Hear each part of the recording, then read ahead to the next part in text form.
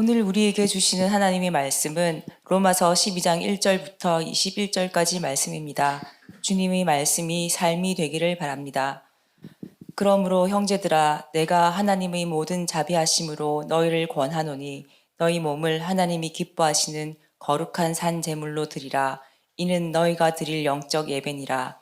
너희는 이 세대를 본받지 말고 오직 마음을 새롭게 함으로 변화를 받아 하나님의 선하시고 기뻐하시고 온전하신 뜻이 무엇인지 분별하도록 하라. 내게 주신 은혜로 말미암아 너희 각 사람에게 말하노니 마땅히 생각할 그 이상의 생각을 품지 말고 오직 하나님께서 각 사람에게 나누어 주신 믿음의 분량대로 지혜롭게 생각하라. 우리가 한 몸에 많은 지체를 가졌으나 모든 지체가 같은 기능을 가진 것이 아니니 이와 같이 우리 많은 사람이 그리스도 안에서 한 몸이 되어 서로 지체가 되었느니라. 우리에게 주신 은혜대로 받은 은사가 각각 다르니 혹 예언이면 믿음의 분수대로, 혹 섬기는 일이면 섬기는 일로, 혹 가르치는 자면 가르치는 일로, 혹 위로하는 자면 위로하는 일로, 구제하는 자는 성실함으로, 다스리는 자는 부지런함으로, 긍휼을 베푸는 자는 즐거움으로 할 것이니라. 사랑에는 거짓이 없나니 악을 미워하고 선에 속하라. 형제를 사랑하여 서로 우애하고 존경하기를 서로 먼저 하며 부지런하여 게으르지 말고 열심을 품고 주를 섬기라. 소망 중에 즐거워하며 환난 중에 참으며 기도에 항상 힘쓰며 성도들이 쓸 것을 공급하며 손 대접하기를 힘쓰라. 너희를 박해하는 자를 축복하라. 축복하고 저주하지 말라. 즐거워하는 자들과 함께 즐거워하고 우는 자들과 함께 울라. 서로 마음을 같이 하며 높은 데 마음을 두지 말고 도리어 낮은 데 처하며 스스로 지혜 있는 채 하지 말라. 아무에게도 악을 악으로 갚지 말고 모든 사람 앞에서 선한 일을 도모하라. 할 수 있거든 너희로서는 모든 사람과 더불어 화목하라. 내 사랑하는 자들아, 너희가 친히 원수를 갚지 말고 하나님의 진노하심에 맡기라. 기록되었으되 원수 갚는 것이 내게 있으니 내가 갚으리라고 주께서 말씀하시니라.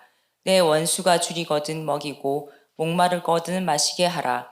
그리함으로 내가 숯불을 그 머리에 쌓아 놓으리라. 악에게 지지 말고 선으로 악을 이기라.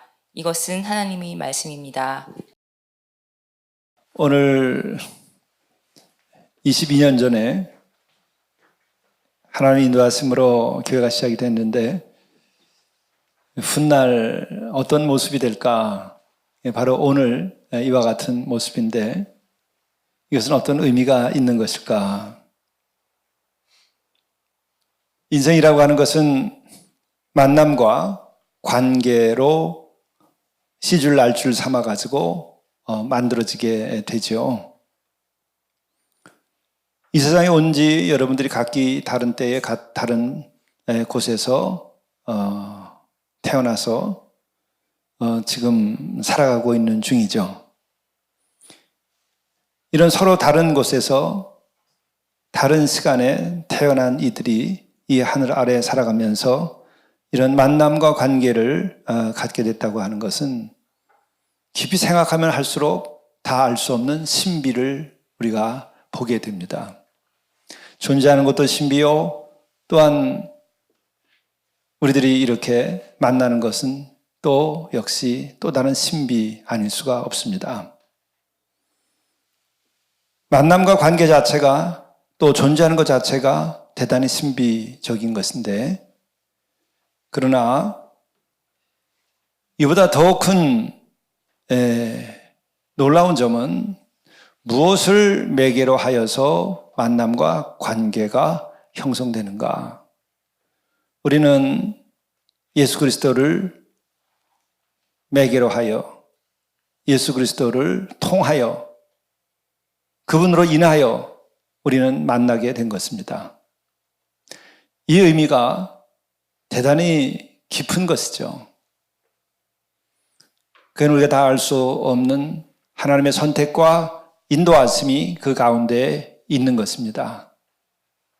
그렇기 때문에 우리가 몇 명이 얼마만큼 어느 곳에서 모이느냐 하는 것보다 더 중요한 것은 예수 그리스도를 통하여서 우리가 진정으로 만나고 관계를 계속 지어 나가느냐 하는 것이 중요한 것이라고 생각합니다. 이것은 알파요 오메가고 본질적인 것이라서 우리들이 인생을 살아가는 과정이나 신앙의 여정에 있어서 가장 중요한 것입니다. 그 의미를 알면 우리는 오늘 말씀에 나오는 것처럼 하늘에 계신 아버지 안에 형제와 자매로서의 만남을 가지고 살아갈 수 있고 관계를 지어나갈 수 있는 것이고, 만일에 그것이 되지 아니한다고 한다면 우리들의 만남은 예수 그리스도를 통한 특별한 만남의 형태, 교회라고 하는 이 안에서의 만남, 예수 그리스도의 몸된 지체로서의 만남이라고 말할 수는 없습니다. 중요한 것은 우리들이 영적인 이런 그리스도로 인하여, 그리스도를 통하여, 그리스도와 함께 그리스도를 위하여 우리가 만나고 또한 관계를 지어가느냐 하는 것이 중요할 뿐입니다. 이런 면에서 그 교회의 존재의 가치와 의미를 우리는 스스로 생각할 수 있게 되는 것이죠. 그렇기 때문에 얼마나 많은 사람이 모이느냐, 얼마나 좋은 장소에서 모이느냐, 혹은 그렇지 않느냐에 달려있는 것이 아니라 지금과 같은 그런 의미에서의 만남과 관계, 이것이 우리들에게서는 중요한 것이고, 또 이 22주년을 맞이해서는 이 점을 생각해 봐야 한다고 봅니다. 그리고 이것을 다시 한번 생각해 보면서 오늘로부터 내일 또 우리들의 만남과 관계가 지어져 가야 한다고 봅니다. 그런데 오늘 주신 로마서 12장 1절 이하의 말씀, 이것은 우리로 하여금 그리스도 안에서 그리스도와 함께 그리스도를 위하여 만나고 관계를 지어가는 것에 관한 구체적인 우리들의 방향과 또 행함에 대하여 말하고 있고, 또 성격을 규정짓고 있는 말씀입니다. 이 말씀은 우리 교회가 시작될 때에 주신 말씀이었고, 그래서 거의 해마다 로마서 12장의 말씀, 이것을 함께 묵상하고 말씀을 나누었습니다. 우선은 그러므로 형제들아 이렇게 시작을 합니다. 결론적으로 얘기하는 것이죠. 사도 바울이 로마서 한 부분에서 결론을 내린 겁니다. 여기서 형제들아라고 하는 것은 대단히 중요한 의미를 가지고 있습니다. 우선은 바울이 이 성도들을 향하여 형제라 또 자매라 부르는 것입니다. 이 형제라고 하는 말은 여성들에게 좀 죄송하지만 여긴 자매를 포함하는 거예요. 어떤 대상을 말할 때 대표성을 가지고 그렇게 언어적으로 사용을 했다고 봅니다. 그래서 새 번역에서는 형제 자매들아 이렇게 번역을 했습니다. 피가 섞이지도 않고 같은 가문도 아니고 같은 부모도 아닌데 엉뚱하게 형제요 자매라고 부르고 있는 것입니다.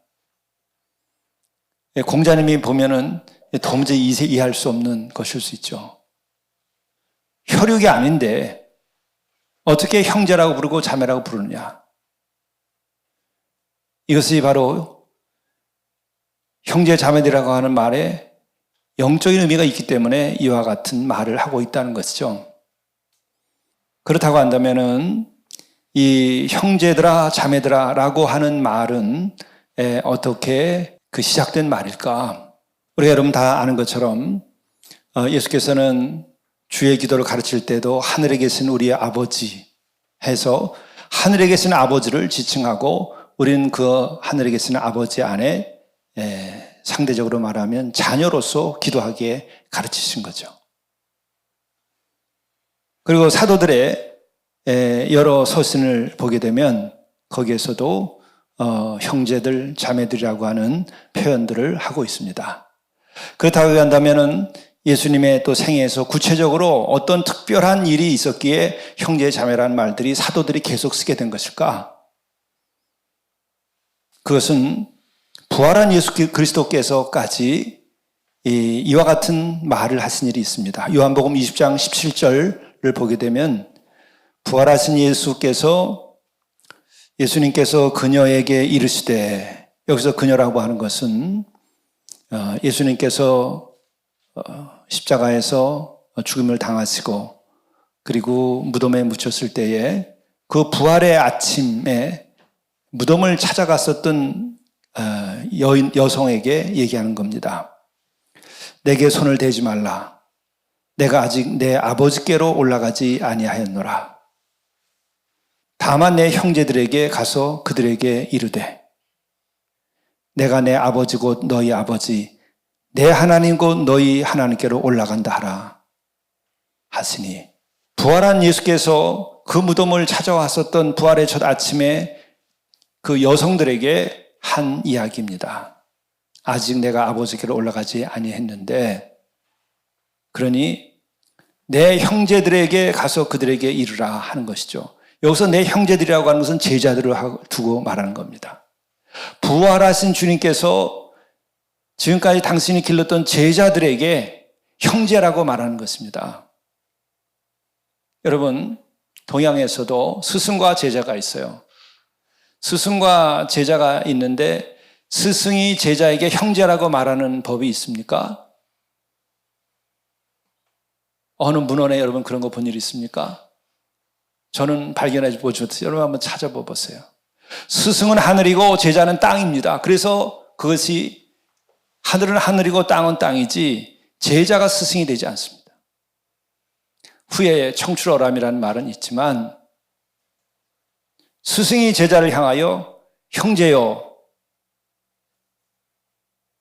심지어 예수께서는 하늘의 진리를 내가 너희들에게 다 알려줬으니까 이제 너희는 나의 벗이라 까지 얘기하신 거예요.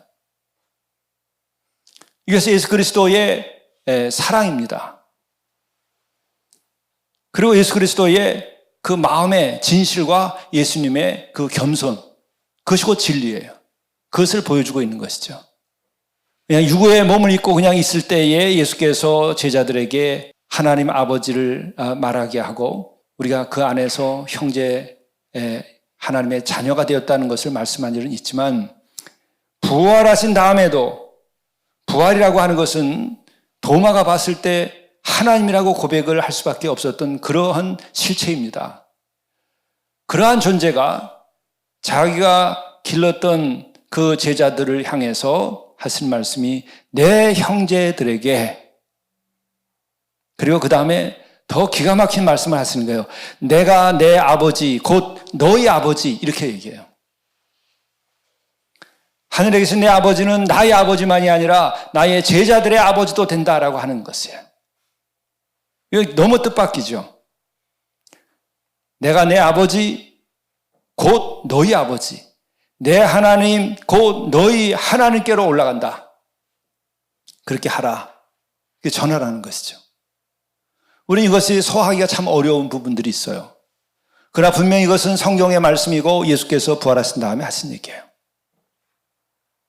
여기로부터 더 분명하게 사도들은 형제로 불림을 받고 또 하나님의 자녀로서 자기의 정체성을 분명히 하고 그런 확고한 믿음을 가지고 있었던 것이죠.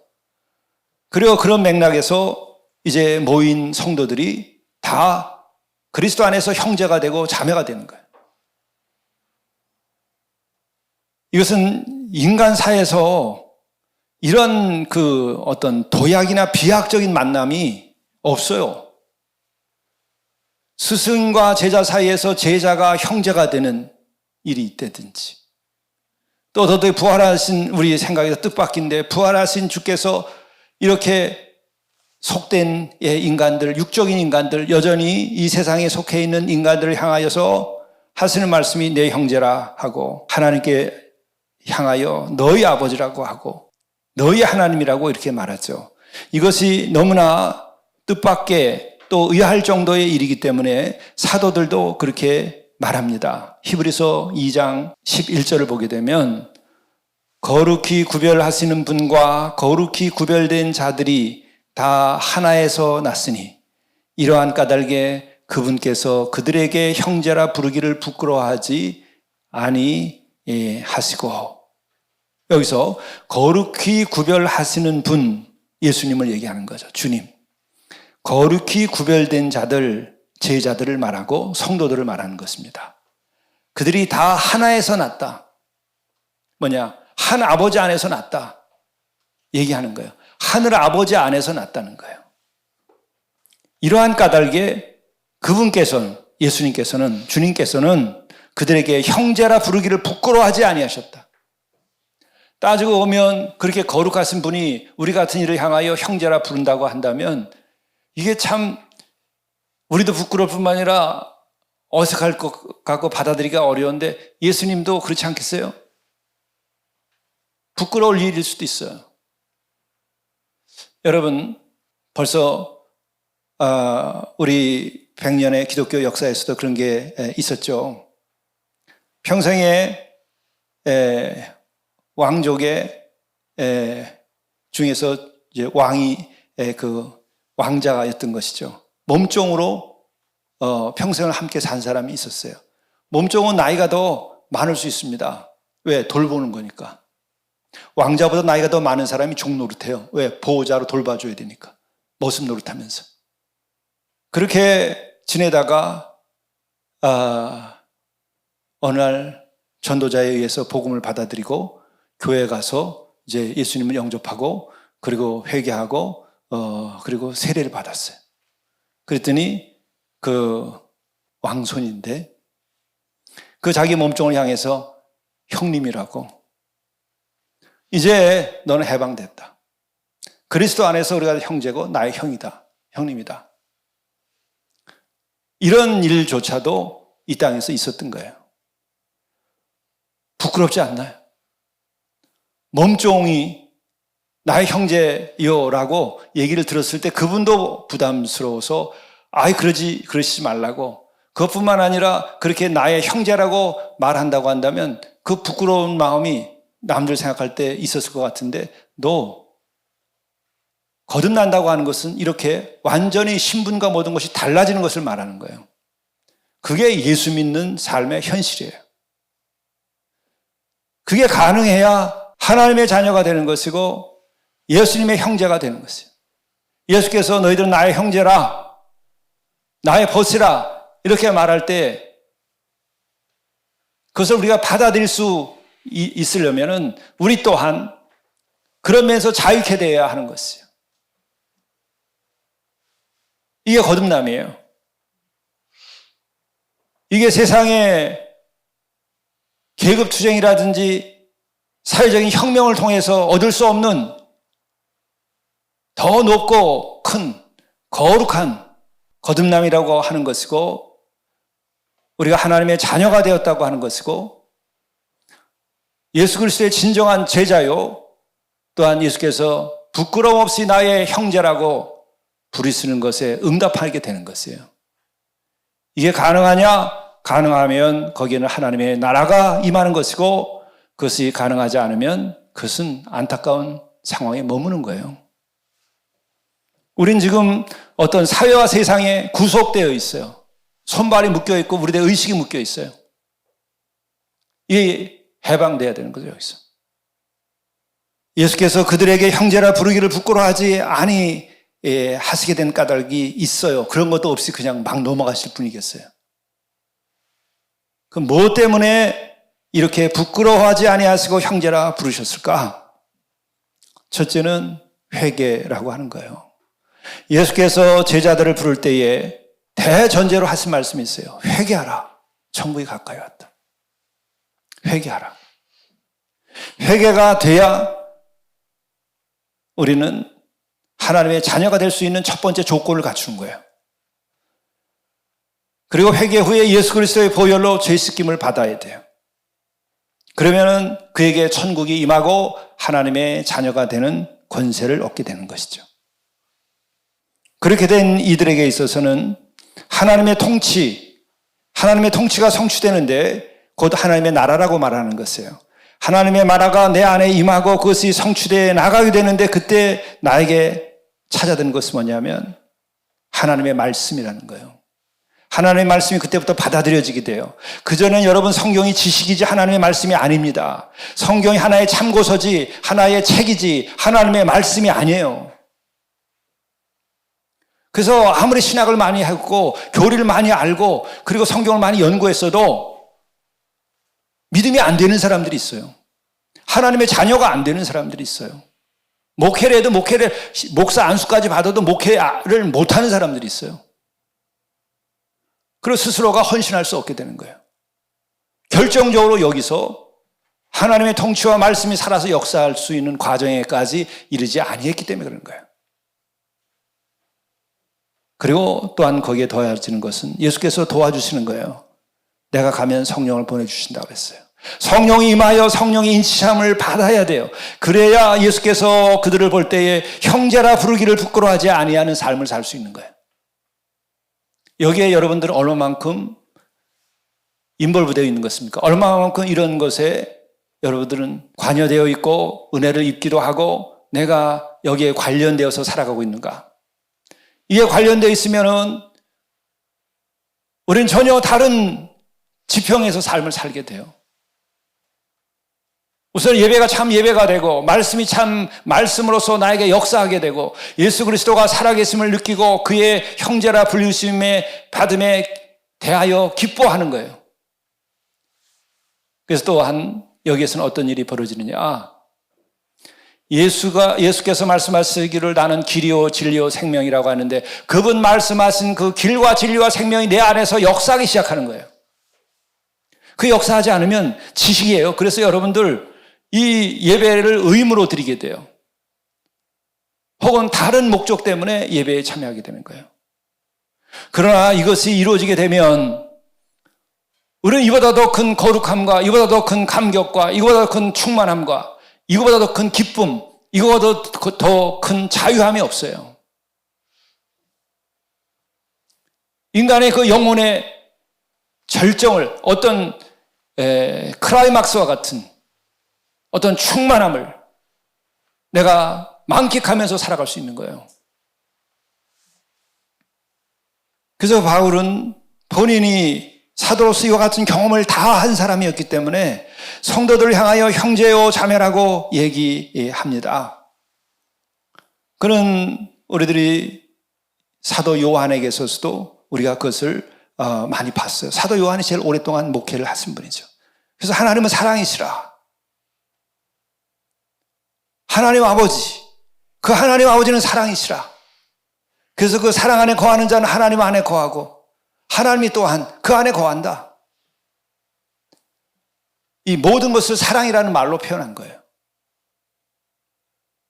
여러분이 그걸 얻었으면 진리를 얻은 것이고 여러분이 그걸 얻었으면 구원을 얻은 것이고 여러분이 그것을 얻었으면은 여러분 진정으로 영혼의 자유함을 얻은 것이고 여러분은 영생과 하나님 그 자체를 여러분들은 얻은 것이에요.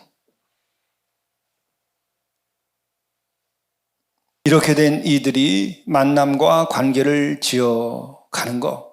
그래서 예수께서 너희들은 이 교회는 그리스도의 몸, 우리는 그리스도의 지체라고 말할 때 이러한 영적 경험 가운데 있는 이들은 내가 교회의 지체가 되고 예수 그리스도의 지체가 되고 내가 그것으로서 하나님의 나라를 성취해 나가고 있다는 것을 실감하게 되는 거예요.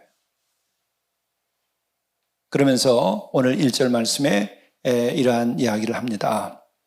사랑하는 형제 자매들아, 이제 내가 하나님 모든 자비하심으로 너희를 권하노니 너희 몸을 하나님이 기뻐하시는 거룩한 산제물로 드리라. 이는 너희가 드릴 영적 예배니라. 이제 이렇게 하나님의 형제, 하나님의 자녀가 되고 또한 예수 그리스도와의 진리, 길, 생명 그분과 일체가 이루어지게 되고 물론 그 전에 우리가 죄 사함을 받고 자유케 되는 경험이 있는 것이죠. 그렇게 돼서 그 길과 진리와 생명이 내 안에 충만하게 되어서 우리가 그리스도의 지체가 되었을 때에 그런 너희들 향해서 자비하심으로 내가 권한다. 바울이 그러는 거예요. 자비하심으로 구한다는 것은 무슨 말이냐? 모든 자비하심으로 이것은 하나님의 자비하심에 의지하여 하나님께서 자비를 베풀어 주시기 때문에 내가 너희들에게 이와 같은 것을 권한다 하는 거죠. 그 자비에 의지해서 라고 하는 말은 또한 뭐냐? 자비가 없으면 너희들이 이와 같은 일을 못한다. 자격이 안 된다. 자격이 안 되지만 너희들이 부족하지만 하나님의 자비하심이 있으니까 내가 그게 의지해서 너희들에게 요청한다. 뭐냐? 너희 몸을 하나님이 기뻐하시는 거룩한 산 제물로 드리라. 얼핏 생각하면 이렇게 되죠. 내 몸이라는 것은 내 삶을 말하는 거예요. 이것을 나를 위해서 사는 것이 아니라 하나님이 기뻐하시는 거룩한 산 제물로 드리라고 하는 거니까 나는 어디 갔어? 그러니까 오히려 손해보는 것 같지만요. 이 은혜의 충만함이 아직 없는 상태에서는. 그러나 이것은 아무나 이렇게 되는 게 아니에요. 하나님이 기뻐하시는 거룩한 산 제물로 드릴 수 있는 영혼은 구별된 영혼이에요. 그러한 삶은 구별된 삶이에요. 흠이 없는 것으로 제사를 드리게 되어 있어요. 송아지 가운데서도 흠이 없는 아주 좋은 송아지, 소 가운데서도 아주 좋은 구별된 소만이 바쳐질 수 있는 거예요. 그것은 아브라함의 경우도 마찬가지예요. 아브라함 그건 믿음의 아버지고 약속의 은혜를 입은 자이고 선택받은 자예요. 그리고 그에게 약속이 이루어져서 그에게 이삭이라고 하는 한 생명이 태어났어요. 그 이삭을 바치라고 그런 거예요. 약속의 자녀, 믿음의 자녀, 구별되고 귀한 자녀가 아니면 제물로 바쳐질 수 없는 거예요. 그럼 뭐가 되냐? 여러분, 외양간에 소가 자라가지고 계속 있다가 그 다음에 어떻게 되죠? 하나님께 드려지는 게 아니라 사람의 밥상에 올라가는 거예요. 어떻게 될래? 하나님의 제물로 하나님께 바쳐지는 게 좋습니까? 아니면 밥상에 올라가는 게 좋겠습니까? 그게 두 개 다 싫어요? 그럼 그냥 외양간에 있다가 나중에 늙어서 죽는 거예요. 그럼 여기도 저기도 쓰임 받지 못하고 그냥 썩어 없어지는 겁니다. 현실입니까? 아닙니까? 내가 아무리 내 자신에 대하여 집착을 하고 나를 귀하게 하고 천수 만수를 누리려고 노력해도 그건 우리들의 집착일 뿐이에요. 내 생명에 대하여 집착하는 것뿐이에요.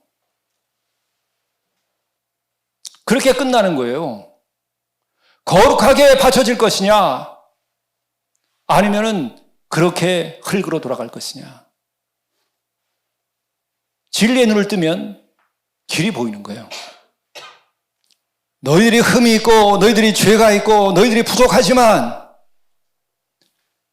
하나님의 자비하심에 힘입어서 너희들에게 권한다. 하나님의 자비가 너희들에게 임하였다. 그러니까 너희들의 삶이 하나님이 기뻐하실 거룩한 산 제물이 될 수 있다. 추악의 삶이 살다 끝나는 것이 아니고 그냥 흙으로 끝나는 것이 아니라 거룩한 일로, 영광된 일로, 거룩한 사랑의 성취로,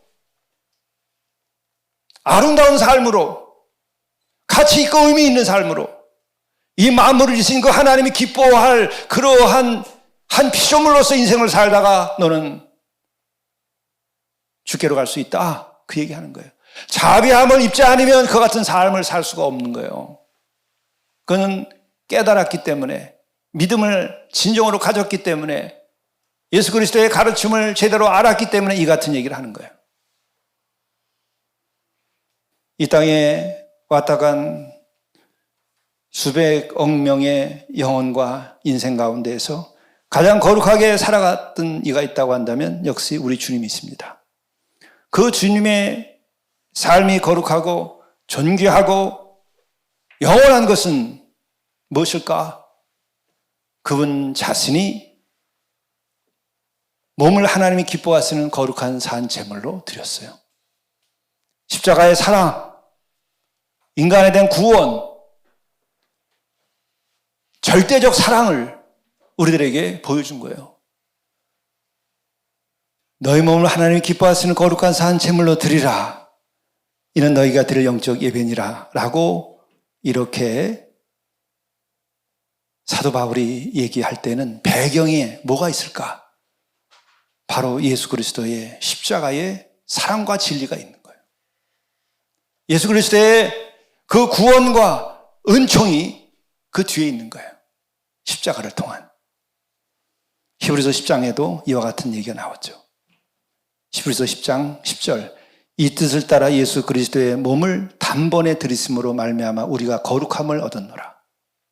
예수 그리스도께서 당신의 몸을 단번에 들이심으로 말미암아 우리가 거룩함을 얻었노라.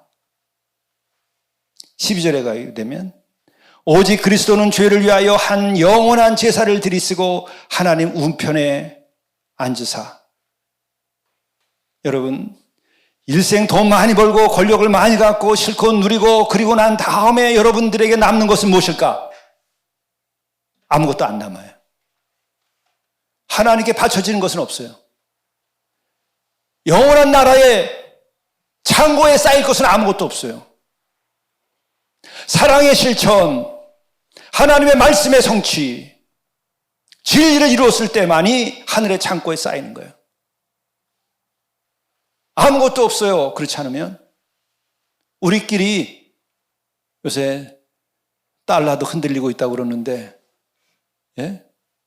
그거 달러 찍어낸 거 서로 돌리는 거예요. 지구상에. 그 게임을 계속 한 거예요.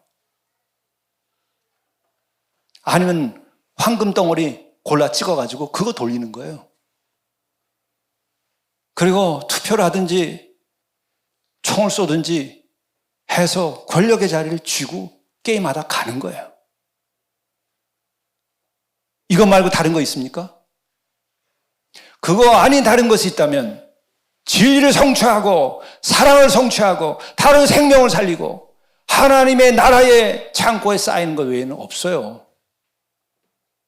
여러분, 아직도 그게 안 보여요? 인생은 이만큼 살았는데.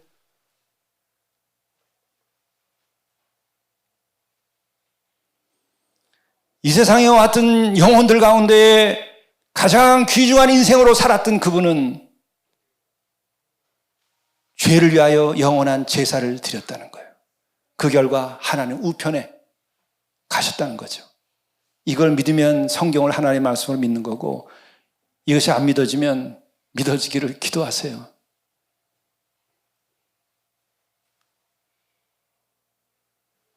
그 결과로 14절에 보게 되면 그가 거룩하게 된 자들을 한 번의 제사로 영원히 온전하게 하셨느니라. 영혼을 구원하고 인생을 구원하고 인간을 살려내고 인간을 돕고 생명을 생명답게 키우고 이것만이 남는 거예요. 그것만이 남는 거예요.